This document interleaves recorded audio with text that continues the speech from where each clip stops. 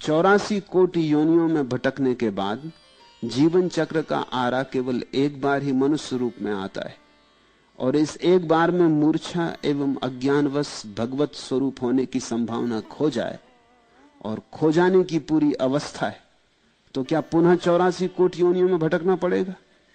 84 कोटि योनियों का अभिप्राय कृपा करके समझाइए और हमें भय से मुक्त करिए। भय से मुक्त मैं तुम्हें नहीं कर सकता, तुम ही कर सकते हो। भय वास्तविक है। तुम चाहोगे कि मैं तुमसे कह दूं कि नहीं जी, कोई चिंता की बात नहीं, 84 कोटि योनियां वगैरह नहीं होती, ताकि तुम निर्भर हो जाओ और लग जाओ अपनी वासनाओं की दौड़ में। फिर नहीं, ये मैं तुमसे नहीं कह सकता। ऐसा ही है, सत्य यही है कि ये जो वर्तुल है ये घूम रहा है।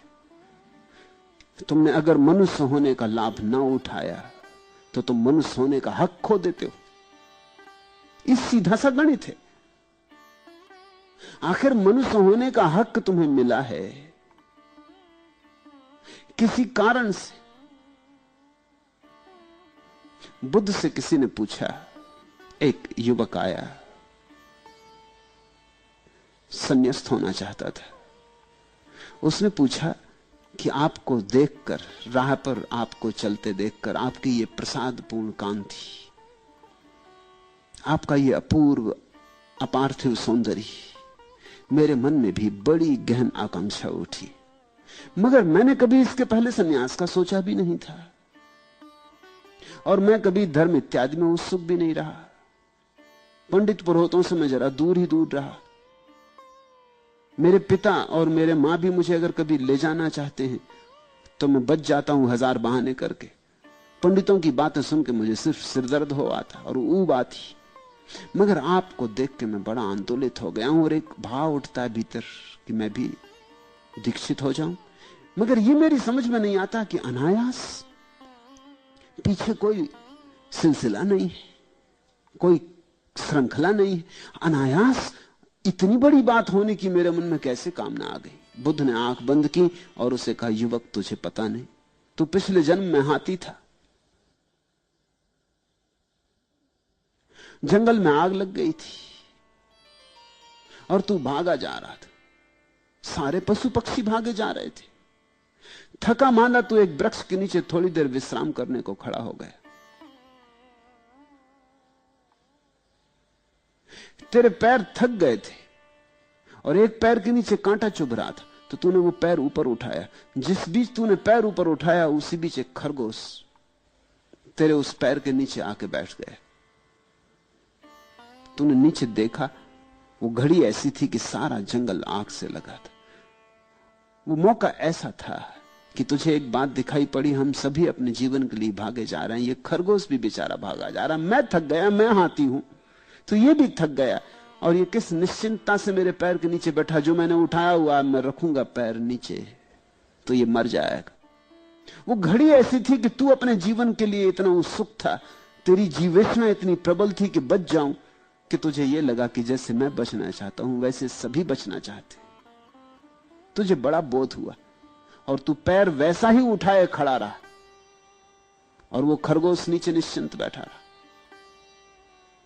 जब खरगोश हट गया तब तूने पैर नीचे रखा, लेकिन पैर अकड़ गया था, तू नीचे न रख पाया, गिर पड़ा। खरगोश तो बच के निकल गया, लेकिन तू उस जंगल में लगी आग में जल के मर गया। लेकिन मरते वक्त तेरे मन में बड़ी तृप्ति थी, एक बड़ी शांति थी, एक अपूर्व उल्लास था, एक आनंद का भाव था कि मैंने खरगोश को नहीं मारा, चलो मैं मर गया, ठीक। उसका फल है कि तू मनुष्य हुआ।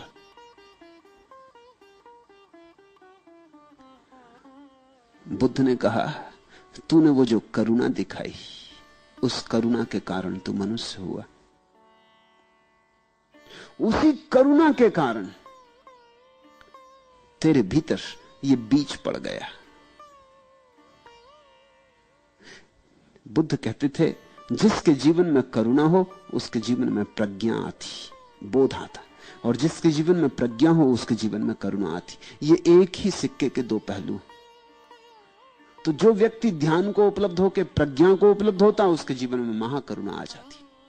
और जिसके जीवन में करुणा की थोड़ी सी गंध हो वो आज नहीं कल समाधि में उत्सुक हो ही जाएगा। उस करुणा के कारण आज राह पर चलते मुझे देखकर तेरे मन में यह भाव उठा। यह अकारण नहीं है, इसके पीछे श्रृंखला है। मैं तुमसे कहता हूं कि तुम मनुष्य हो, यह अकारण नहीं है। कुछ किया होगा, कुछ हुआ होगा। अनंत अनंत यात्रा पथ पर तुमने अर्जन किया है मनुष्यत्व, यह अर्जित है। लेकिन यह अवसर अवसर ही है, यह तुम्हारी कोई शाश्वत संपदा नहीं है। तुम इसके मालिक नहीं हो गए हो। यह क्षणभंगुर है, यह आज है और कल चला जाएगा। जैसे अर्जित किया है वैसे ही गंवा भी सकते हो।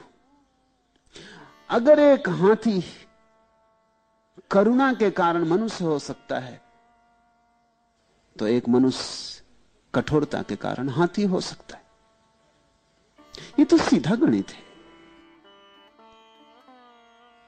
अगर एक हाथी करुणा के कारण मनुष्य होने की क्षमता पात्रता पैदा कर लेता है तो तुम कठोरता के कारण, हिंसा के कारण, क्रूरता के कारण पशु होने की क्षमता में उतर ही जाओगे। जाओगे कहां? और वर्तुल घूम जाएगा, चाक घूम गया, आरा नीचे जाने लगा। फिर लंबी यात्रा है, क्योंकि आरा तभी वापस लौटेगा जब पूरा चाक घूम जाए। ये जो 84 कोटियों की बात है ये एकदम अवैज्ञानिक नहीं है। और ये 84 करोड़ योनियों की जो बात है ये केवल कोई पौराणिक आंकड़ा भी नहीं है, ऐसा ही है। अब तो वैज्ञानिक धीरे धीरे धीरे खोज करते करते इस नतीजे पे पहुंच रहे हैं कि हिंदुओं का आंकड़ा शायद सही सिद्ध होगा। इतनी ही कोटियां हैं, अभी तक इतनी पूरी नहीं हो पाई हैं, लेकिन रोज खोज हो रही। पहले तो ईसाई हंसते थे कि 84 करोड़ योनियां दिखाई कहां पड़ती। चलो होंगी लाख, 2 लाख, 50 लाख, करोड़ मान लो, मगर 84 करोड़ योनियां दिखाई कहां पड़ती। लेकिन अब संख्या करोड़ों में हो गई, क्योंकि बहुत योनियां हैं जो अदृश्य हैं, बहुत से छोटे कीटाणु हैं, सूक्ष्म कीटाणु हैं जो अदृश्य हैं। अब उनकी भी गणना हो रही, धीरे धीरे करोड़ों पर संख्या पहुंच गई। और अब तो वैज्ञानिकों को लगता है कि शायद हिंदुओं का आंकड़ा 84 करोड़ सही सिद्ध हो जाए। कम तो नहीं होंगी, ज्यादा भला हो। इतनी बात अब साफ हो गई है, जितनी नवीनतम शोधें हुई हैं उनसे बात साफ हो गई कि प्राणियों के होने के ढंग ज्यादा तो हो सकते हैं, कम नहीं हो सकते। अभी आंकड़ा पूरा नहीं हुआ है, लेकिन हो जाएगा आंकड़ा पूरा। ये पूरा वर्तुल है, ये 84 करोड़ आरे और इनका पूरा चाक है। ये चाक पूरा घूमता है। एक बार तो मनुष्य होने के आरे पर ऊपर आए, शिखर बने। मनुष्य शिखर है। अगर वहां से छलांग लगा ली तो लगा ली, क्योंकि वहां थोड़ा बोध है, बहुत थोड़ा। मनुष्य होने में ही इतना थोड़ा बोध है कि यहां से भी चूक जाते हो तो फिर और हाथी, घोड़े, कुत्ते होने में तो फिर बोध और खो जाएगा। फिर वहां से तो चूकना निश्चित ही है। तो मैं तुम्हें भय से मुक्त नहीं कर सकता, तुम ही भय से मुक्त कर सकते हो। मत चूको, भय खत्म हुआ। भय का उपयोग कर लो। इसको भय क्यों समझो? इसको सत्य समझो। ऐसा ही समझो कि तुम जा रहे एक रास्ते पर, मैं तुमसे कहता हूं बाएं तरफ एक गड्ढा है, तुम कहते हो मार डाला। अब हम क्या करें? हमें भय से मुक्त करिए, कहिए कि गड्ढा नहीं। मैं तो कह दूं कि गड्ढा नहीं, लेकिन इससे गड्ढा सुनेगा नहीं, गड्ढा मिटेगा नहीं। मेरे कहने से खतरा बढ़ जाएगा। मैं कह दूं कि गड्ढा नहीं है, जाओ बेटा, मजे से जाओ, गीत गाते हुए जाओ, फिल्मी धुन गाना, कोई गड्ढा वगैरह नहीं है, ये तो तुम्हें डराने के लिए कहा था। अब तुम जरूर गिरोगे। गड्ढा है, दोनों तरफ है, रास्ता सकरा है, रस्सी की तरह पतला है। जैसे रस्सी पे चलते नट को देखा ना, अब गिरा तब गिरा, ऐसा ही जीवन है। खतरा यहां है ही, इसको भय मत समझो। ये सच्चाई है, इस सच्चाई का उपयोग कर लो, इस सच्चाई के ऊपर उठ जाओ। इस मनुष्य जीवन के अवसर को खो मत। अजहूं चेत गंवार, अब भी जागो। ये अवसर बड़ा बहुमूल्य है। तुम जैसे गंवा रहे हो, इसलिए बेचारे पलटू दास को कहना पड़ता है गंवार। जैसे तुम गंवा रहे हो, जो गंवाए सो गंवार। तुम किस चीज में लगा रहे ये अवसर को? कोई स्त्री के पीछे दौड़ रहा, कोई पुरुष के पीछे दौड़ रहा, कोई धन के पीछे, कोई पद के पीछे। लेकिन यही तो तुम जन्मों जन्मों में, कोटियों कोटियों में, अलग अलग योनियों में करते रहे। वहां भी यही सब चलता है। तुमने देखी बंदरों की एक जमात, उनमें एक राष्ट्रपति होता, सबसे ज्यादा उपद्रवी, झंझटी, झगड़ेल, मारने पीटने को तैयार, डरवाने में कुशल, वो अगुआ होता है। बाकी सब उससे डरते। फिर अगर तुम बंदरों को गौर देखो, जिन्होंने अध्ययन किया बंदरों का, तो वो कहते हैं बंदरों में पूरी की पूरी राजनीति होती। पूरा कैबिनेट पाओगे तुम, पूरा मंत्रिमंडल। वो जो एक सबसे ज्यादा दुष्ट, उसके आसपास 10-5 का एक गिरोह जो उसके सलाहकार, और फिर उसके बाद और फिर उसके बाद और तुम उनमें बराबर वर्ण भी पाओगे। कुछ हैं जो काम शूद्र के ही करते हैं,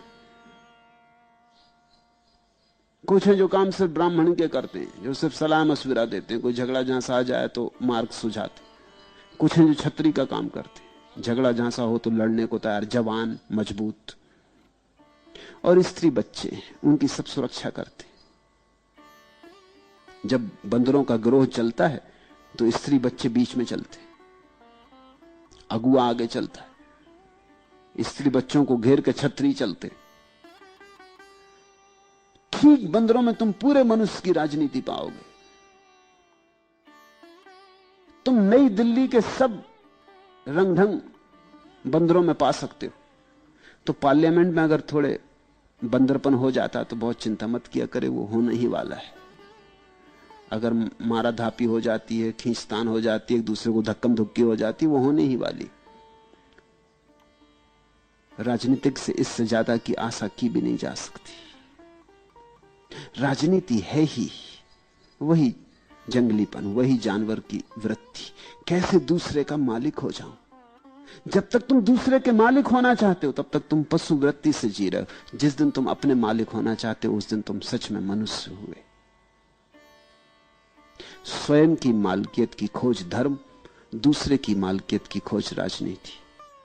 फिर धन इकट्ठा कर रहे हो तो धन भी इकट्ठा करके क्या होगा? सब पड़ा रह जाएगा, सब ठाट पड़ा रह जाएगा। जब बांध चलेगा बंजारा तो तुम अवसर खो रहे हो।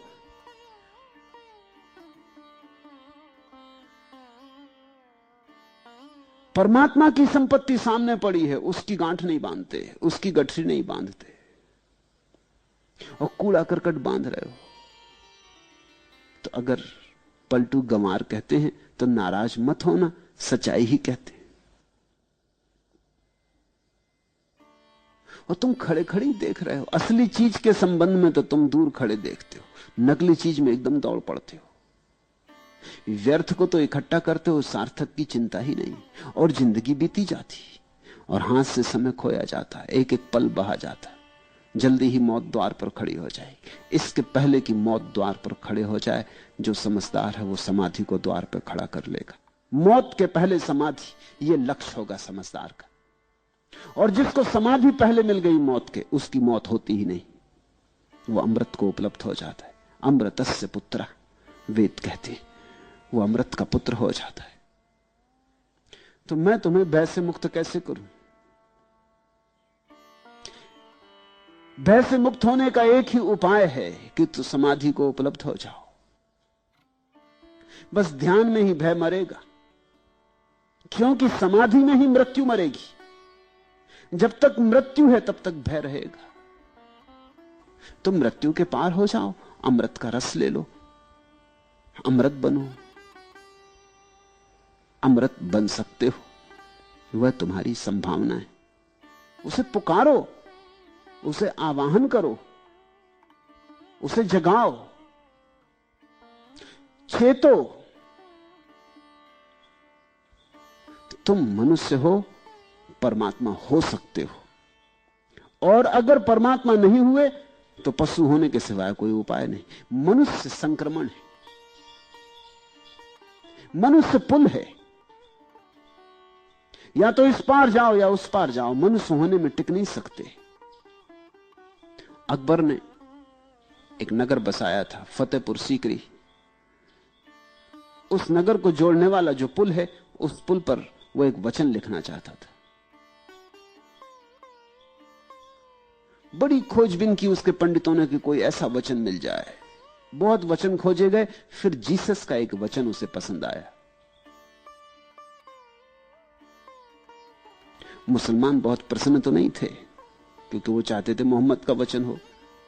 हिंदू पंडित भी उसके दरबार में थे, वो भी बहुत प्रसन्न नहीं थे, क्योंकि वो चाहते थे कोई उपनिषद और वेद से मिले। मगर वो वचन सच में बहुमूल्य था। वो वचन है कि यह जीवन एक पुल की भांति है, इससे गुजर जाना, इस पर घर मत बनाना। पुल पर कोई घर थोड़ी बनाता है। मनुष्य तो केवल संक्रमण है, सेतु। एक तरफ पशु है, दूसरी तरफ परमात्मा है। मनुष्य तो बीच की सीढ़ी, इससे गुजर जाना, इस पर घर मत बनाना, क्योंकि इस पर अगर रुके तो नीचे गिरोगे। या तो नीचे गिरो या ऊपर जाओ, यहां रुकना हो नहीं सकता। इतना ही मतलब है इस बात का कि 84 कोटि योनियों में भटकना पड़ेगा। ठीक ही किया है संतों ने कि तुम्हें साफ साफ कह दिया, गड्ढे हैं और गिर के लौटना आसान नहीं होता। क्योंकि जब आसान हो सकता था तब आसान नहीं हुआ, बोध था तब आसान नहीं हुआ। गड्ढे में गिर गए फिर तो अबोध हो जाओ, फिर तो बहुत मुश्किल हो जाएगा। फिर तो प्रकृति की प्रक्रिया से ही घूमते घूमते लंबी यात्रा के बाद शायद दोबारा कभी आओ अनंत काल में। अभी बागडोर हाथ में ली जा सकती थी, अभी ना ली। पशुओं के हाथ में अपनी बागडोर नहीं, मनुष्य के हाथ में अपनी बागडोर है। भय से मुक्त होने का एक ही उपाय है कि तुम इस भय का उपयोग कर लो, इसको सृजनात्मक उपयोग कर लो। समाधि को बुला लो, समाधान हो जाएगा, सब समस्या मिट जाएंगी। भक्ति हो, प्रार्थना हो कि ध्यान हो, किसी भी मार्ग से उस चित्त दशा को खोज लो।